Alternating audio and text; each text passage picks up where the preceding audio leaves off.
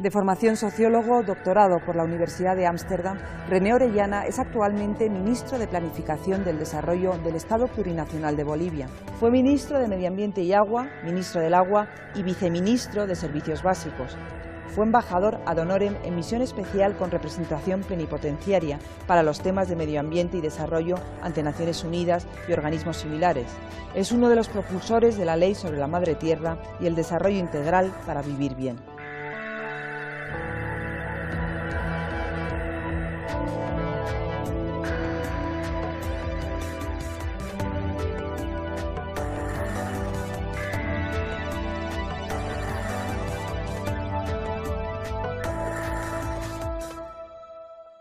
Ministro Orellana, muchas gracias por participar en esta entrevista cara a cara. Muchas gracias a usted, muy amable. Es un gusto estar dirigiéndome al público de varios países del mundo. Estamos en la Conferencia Mundial de los Pueblos por el Cambio Climático. Quería preguntarle cuáles son las acciones de mitigación que propone Bolivia y cómo se relacionan con su derecho al desarrollo. El presidente señalaba que Bolivia considera que las causas estructurales de la crisis climática se deben a un sistema capitalista altamente consumista, mercantilista, donde todas las soluciones pasan por el mercado. Y por tanto, claro, las emisiones de dióxido de carbono y gases de efecto invernadero son parte inherente a un sistema que genera una grave huella ecológica que lastima profundamente al planeta y que se expresa en el hecho que los países desarrollados son los causantes de casi 1 grado de temperatura que vivimos hoy de incremento en el mundo. Lo dice el informe del IPCC, 58% de las emisiones globales hasta el año 2010, desde los 1750, imagínense, así ha contabilizado el IPCC, corresponden a los países anexo 1, los que están en la lista anexo 1 del protocolo de Kioto. Pero en lo que hace a Bolivia, las acciones que ya Bolivia está implementando en el marco de su planificación y con una mirada hacia el 2030 se relacionan con un cambio profundo, estructural en su matriz energética. Vamos a llegar al 2030 con casi 80% de nuestra matriz energética renovable, en condiciones de energía renovable, hidroeléctrica, energía alternativa, solar, biomasa, eólica, geotérmica y también el uso del gas, que el gas es una energía de transición. En realidad el resto de nuestra matriz energética, el 20% restante al 2030, será basada en gas, que es una energía de transición, como lo ha afirmado el informe del panel de expertos de cambio climático. En lo que hace a agua, nuestra contribución y nuestra política nacional hace énfasis en el derecho humano al agua, y el agua es, por supuesto, una dimensión vital para la vida y tiene que ver con la adaptación al cambio climático. Hay un grave error, en nuestra opinión, en los enfoques de países desarrollados que quieren que los países en desarrollo solamente tengamos acciones de mitigación climática y las acciones de adaptación no aparecen en el conjunto de sugerencias, visiones y recomendaciones que se hacen de estos eventos internacionales.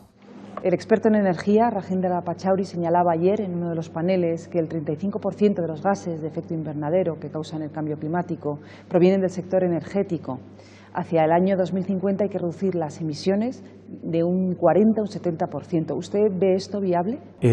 Yo veo viable si contamos, en el caso de los países en desarrollo, que no somos los culpables de esta crisis climática, sobre todo con transferencia de tecnología. Necesitamos la tecnología de países desarrollados, que debe ser transferida en condiciones de cooperación y no en condiciones de mercado. Lo malo ahora es que las políticas globales vinculadas a la transferencia de tecnologías se están traduciendo en mercados de tecnologías y ya no se discute de los mecanismos de transferencia a los países en desarrollo. Y los países desarrollados, por supuesto, aquellos altamente desarrollados, tienen la capacidad para usar esa tecnología y reducir sustancialmente sus emisiones, que es importante que lo hagan, pero que lo hagan con contribuciones de reducción de emisiones significativas. Usted ha sido negociador en diversas cumbres de Naciones Unidas sobre cambio climático. Si nos puede describir en qué consiste, en grandes líneas, el mecanismo para la deforestación, el sistema MAMB. Bueno, entre los mecanismos de reducción de la deforestación privilegiado, diría yo, por las agendas que promueven mercados de carbono, está REDD, más bien. RED es un mecanismo que se denomina reducción de emisiones, deforestación y degradación de suelos. Nosotros hemos sido muy críticos con este enfoque porque asume el bosque como un stock de carbono y plantea las políticas relacionadas con los bosques como unas políticas básicamente de decarbonización o captura de carbono. Pero en los bosques también vive gente, en los bosques hay vida, en los bosques hay pesca, hay producción de alimentos, hay agricultura, también hay actividades pecuarias, hay actividades de aprovechamiento maderable y no maderable. Viven comunidades indígenas campesinas y el resto de las poblaciones de nuestros países se benefician de esos bosques no solo por sus funciones ambientales, sino también porque nos proveen alimentos y biodiversidad y turismo, en fin. Una visión que vea a los bosques, que asuma que los bosques son esencialmente stocks de carbono, no nos permite ver la vida que genera los bosques. Por eso es que Bolivia propuso alternativamente a RED, que fue como el ícono de los mecanismos que deberían aplicarse a nivel nacional. Incluso se nos condicionó a los países en desarrollo a aplicar RED como condición para proveer recursos financieros. Y nosotros siempre dijimos, cada país elige sus herramientas y sus políticas en relación a los bosques y al desarrollo.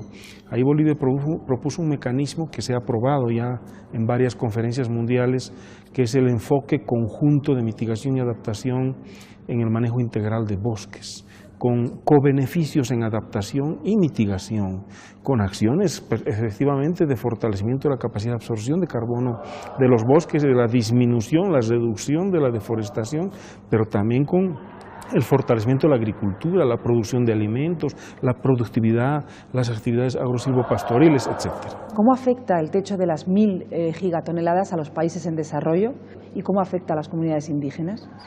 Bueno, el informe del panel de expertos de cambio climático expresa que en los próximos años, hasta el 2050, el presupuesto máximo de carbono que puede emitir el planeta y que pueden emitir los seres humanos a través de la industria, los países, y que el planeta, la madre tierra, puede soportar es 1000 gigatoneladas.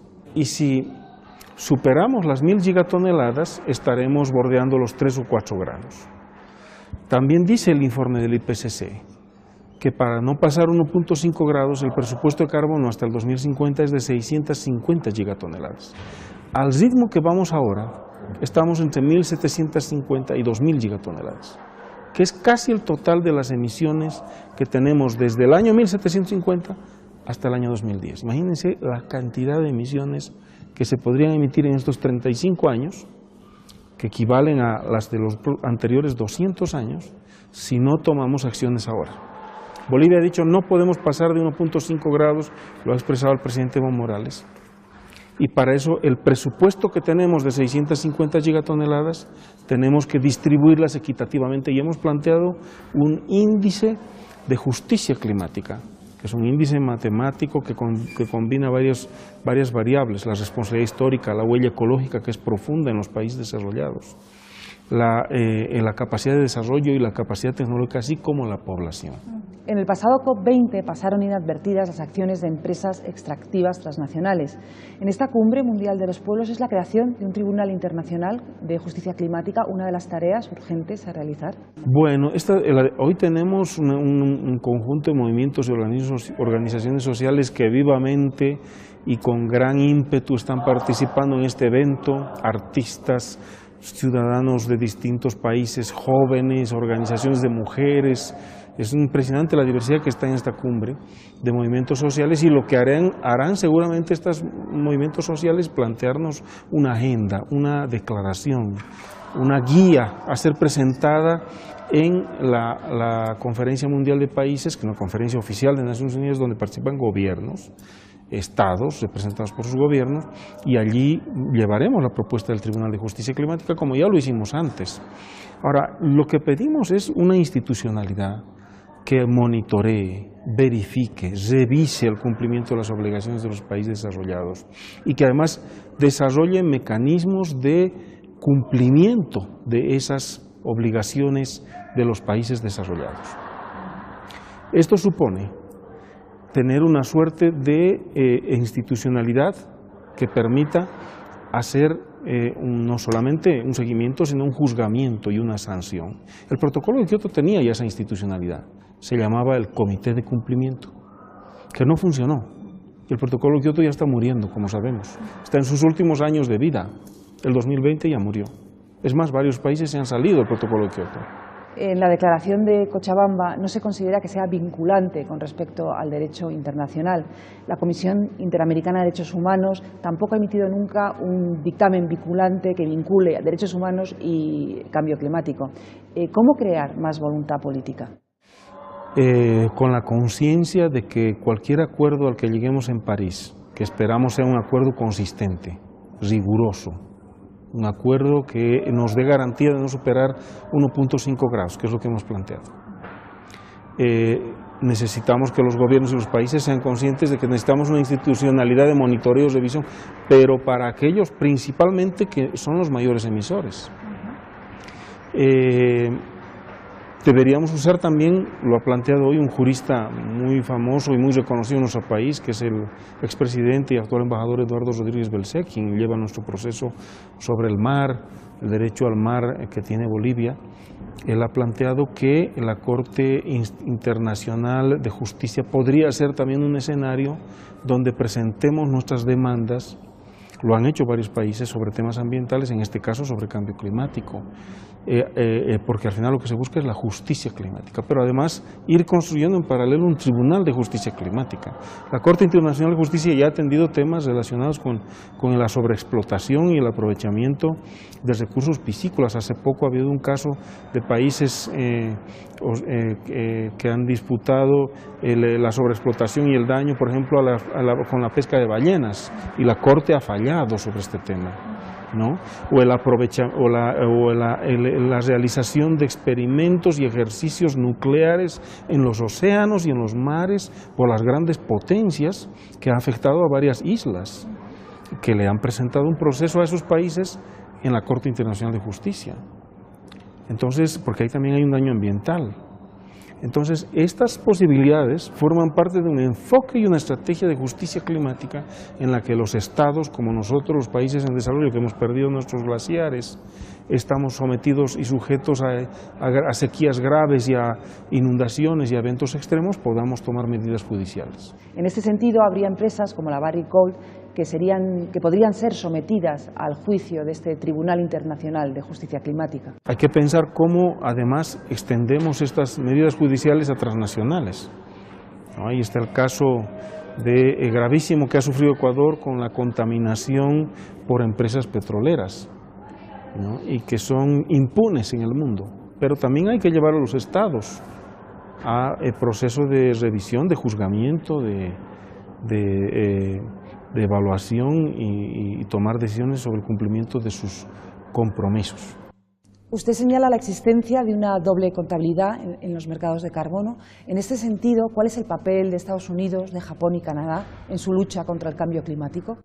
Hay un problema, la doble contabilidad se relaciona con el problema del uso de los mercados de carbono. Muchos países desarrollados promovieron la creación de nuevos mecanismos de mercado de carbono. El que tenemos ahora está en el protocolo de Kioto, que ya está muriendo el protocolo.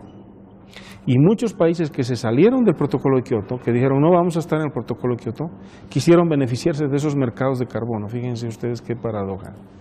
Y al no poder crear nuevos mecanismos de mercado a lo largo de los últimos 5 años después de Copenhague, porque los países en desarrollo les dijeron no vamos a permitir, no todos, muchos, pero les dijeron no van a crear mecanismos de mercados de carbono, no tenemos un instrumento legal que establezca eso y eso no contribuye efectivamente a reducir las emisiones. Entonces recurrieron a mercados ilegales o mercados negros de carbono que hoy existen, donde se transan esfuerzos de reducción de emisiones de un país que lo compra otro país, pero a veces el país vendedor también registra la reducción de esa emisión como si fuera la suya, lo hace también el país comprador del crédito de carbono y se produce una doble contabilidad. Y el riesgo de esta doble contabilidad está más o menos en un rango de 2 a 3 gigatoneladas. En el mundo se emiten casi 50 gigatoneladas de dióxido de carbono por año. Fíjense, la doble contabilidad puede disfrazar 3 gigatoneladas adicionales. Que es harto, es mucho. Precisamente varios países, entre ellos los que has mencionado, Algunos de ellos han promovido estos mercados de carbono a través de acuerdos bilaterales, dado que en el escenario multilateral no pudieron lograr su aprobación, ¿no? Y ahí lo hemos expresado públicamente, hemos señalado a los países que están haciendo esto en las negociaciones internacionales de cambio climático. Y también queremos ver qué pasa con Estados Unidos, que fue muy riguroso en discutir los textos del protocolo de Kioto y después no los ratificó, pero exigió que otros lo cumplan. Entonces, esto es una hipocresía, ¿no? Aquí los que van a efectivamente tener la obligación de reducir sus emisiones tienen que ratificar los acuerdos internacionales. Existe una ley sobre la madre tierra en Bolivia, pero el modelo de expansión del Frente Sojero y minero no difiere mucho de otros países. ¿Cómo se pueden conciliar estas iniciativas extractivistas con el discurso de la ley sobre la madre tierra? Bueno, primer elemento es importante decir que la ley de madre tierra establece que el desarrollo integral en complementariedad con la naturaleza debe darse articulando de manera complementaria 4 elementos, 4 derechos: los derechos de la madre tierra, el derecho de los pobres a superar la pobreza, los derechos económicos, sociales y culturales de todos los ciudadanos bolivianos y los derechos de los pueblos indígenas. Los 4 derechos deben ser complementarios.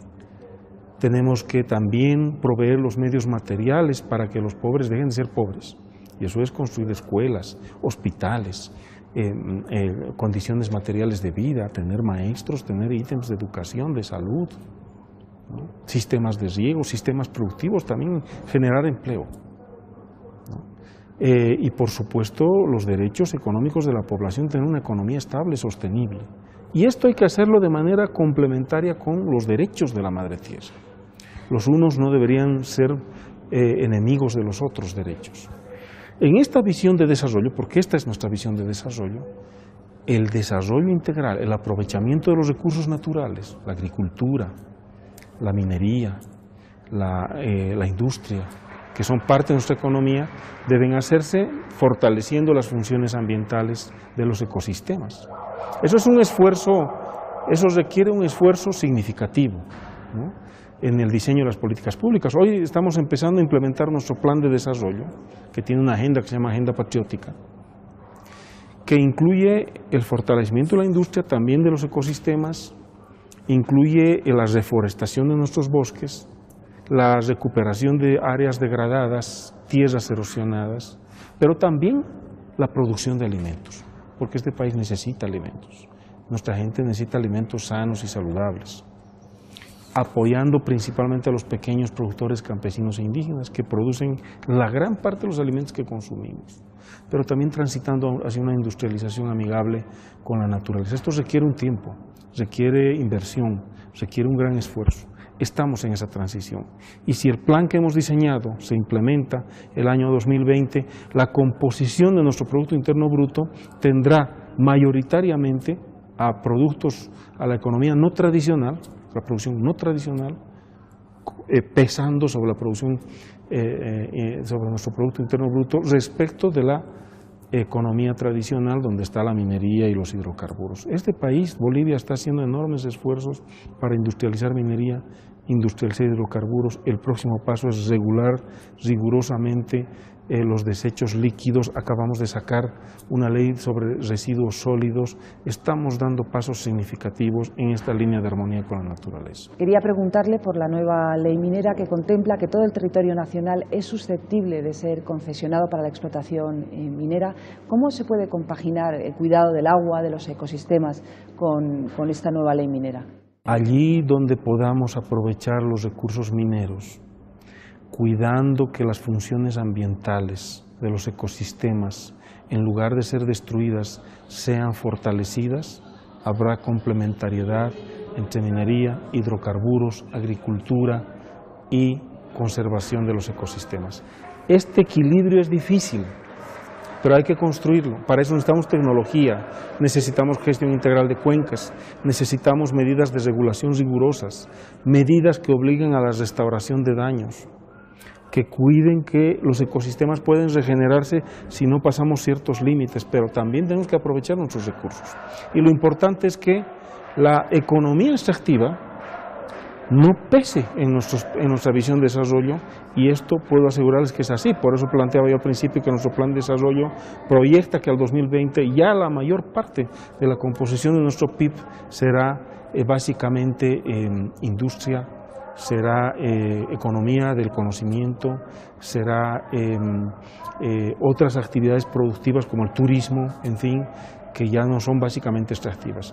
Necesitamos aún un periodo, lo hemos usado en los últimos 5 años, un periodo de transición para que esa economía extractiva que nos dio recursos pródigos financieros importantes sean invertidos en la diversificación de la economía. Ministro Orellana, muchas gracias por estas reflexiones sobre el cambio climático y sobre el modelo de desarrollo de Bolivia. Gracias por participar. Con todo gusto, un gusto estar con ustedes.